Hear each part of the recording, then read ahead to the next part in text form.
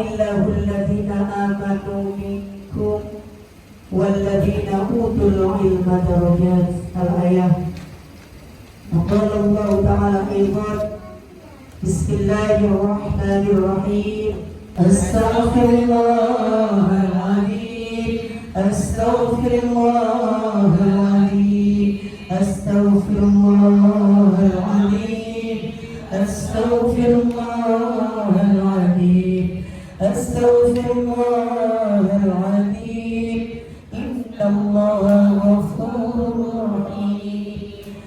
سيدنا محمد الذي تنهل به الرقد لجميع الأهوال والآفات وتقضي لنا بها. اللهم صل على سيدنا محمد طب القلوب ودوائها وعافية الأبدان وشفائها ونور الأبصار وضيائها.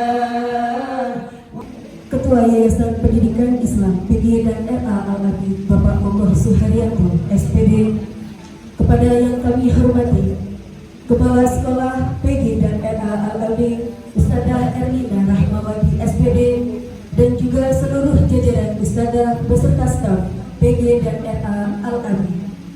Yang saya muliakan Ibu Riza Wahyuni SPSI MSI Psikolog selaku pemateri kita pada pagi hari ini, dan juga kepada seluruh tamu undangan Bapak Ibu Wali Murid PG dan RA Al-Abi yang dimuliakan oleh Allah.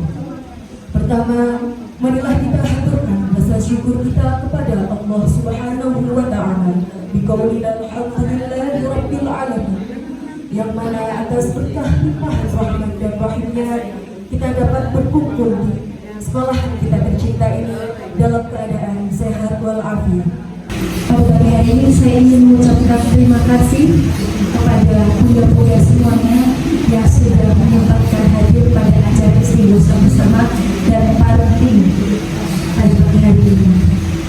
Alhamdulillahirrahmanirrahim, yang datang lumayan banyak. Jumlah murid kami ada 120 mahasiswa, yang datang mungkin hanya berapa saja? 400. Mungkin hanya berapa? Bisa ada tidak? 40. Alhamdulillah. Tepuk tangan. Ini sudah angka yang bagus. Biasanya tidak sama. Jadi tidak ada peningkatannya. Paling tidak konsisten. Nah, selaku paslon jelas-jelas yang lain semuanya, mengucapkan terima kasih kepada bunda yang sudah memberikan hadir. Saya lihat wajahnya juga masih sama, yang antusias dan ini saja. Berarti tandanya yang memang ini yang selalu memperhatikan anak. Memang kelihatan bunda-bunda yang sibuk sama bunda-bunda yang enggak, ada bunda-bunda yang sudah sibuk tapi untuk memperhatikan anak. Yang ini contohnya kita alun-alun jempol yang bisa ada ya. Sekarang bunda-bunda yang ada di sini.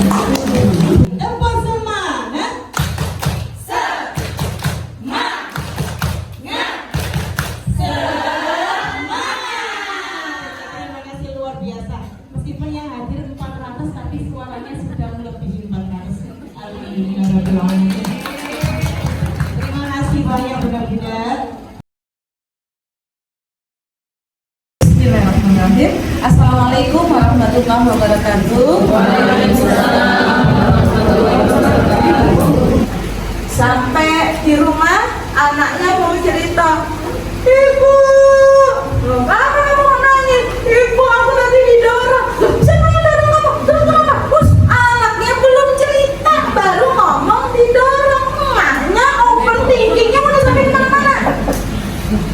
Ya kan? Didorong sama siapa? Kenapa? Ini padahal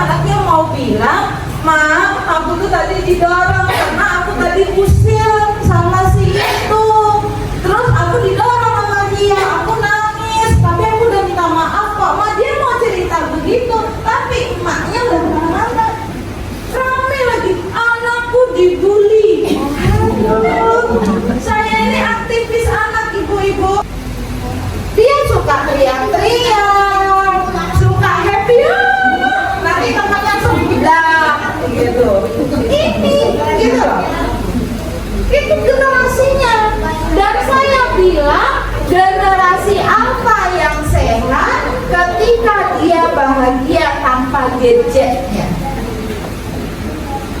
Teman saya di Finlandia, di Jerman, di Amerika, di Jepang, itu anaknya masih umur 3-4 tahun ke playgroup, ya, itu anaknya tasnya bawa satu, kemudian bawa tentengan bekal, air minum sama bekal rumah. Dari roti makan siang gitu ya, itu bawa sendiri dan kemudian dia nggak jalan sendiri ke sekolahnya, gitu loh. Makanya dia bingung ketika dia pulang ke Indonesia, dia bilang, aku mau sekolahin anakku di mana ya Gus ya? Gitu. Kenapa? Anakku nggak bisa baca tulis kelas 1. Nah terus kenapa emangnya? Masalahnya anakku ditolak sekolahnya gara-gara nggak bisa baca tulis, anakku dianggap bodoh. Saya bilang udah deh masuk aja di sekolah yang cek, saya bilang gitu. Ya sekolah-sekolah yang biasa yang bisa menerima semua siswa lah gitu kan. Paling nggak kan kamu kalau pulang kan setahun 2 tahun. Sekarang udah dikir dia, anaknya udah SMA gitu ya. Alhamdulillahirrahmanirrahim. Betul sekali Ibu ya. Sekarang kita buka sesi tanya jawab. Untuk perwakilan kelas kita buka 2 pertanyaan.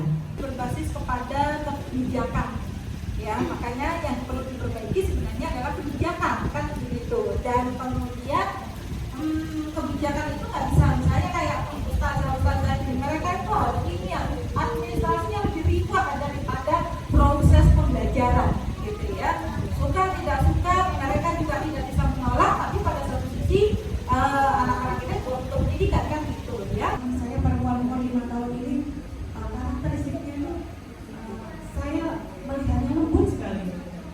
Saya tidak tahu ini dulu sama siapa karena saya juga orang yang kadang meledak-ledak. Dia memutuskan segala sesuatu itu sendiri tanpa saya ajari, memutuskan sendiri, masalahnya sendiri. Sampai terkadang saya itu bingung menentukan saya masuknya ini kapan untuk memberikan arahan. Karena kalau ditanya sudah kok mama saya udah selesai masalah, sudah kok mama, kadang saya ini bekerja, keterbatasan saya sebagai seorang wanita, saya juga bekerja, keterbatasan saya seorang ibu tidak bisa menemani anak saya. Resiko yang harus saya pilih ibu sebagai working mom. Jam 7 hingga kadang maghrib saya baru sampai rumah, tanpa mandi, tanpa apa, saya langsung duduk menanyakan PR-nya apa mbak, ayo belajar bareng. Sudah kok mama, tadi aku udah buka buku, ini loh mama PR-nya sudah tak kerjakan. Saya, hati saya langsung terbuka, ya Allah, saya ini ibu apa gitu loh. Saya tidak punya pilihan karena saya harus bekerja untuk menopang ekonomi, terutama untuk memenuhi kebutuhan anak saya. Terus saya ini 2 hal sederhana. Gimana sih peran pembiasaan sholat untuk anak, terutama sholat Jumat? Dimana kondisi kebanyakan tiap ayah itu hari Jumat ada bekerja. Ketika nantinya, ayo nak sholat Jumat di video call aja. Nah itu saya khawatirnya yang jadi keresahan saya sekarang, papa ini ngomong aja, nggak pernah nyontohin, nggak pernah di rumah. Nah itulah, gimana sih cara sikap kita untuk mengisi kekosongan peran ayah tersebut?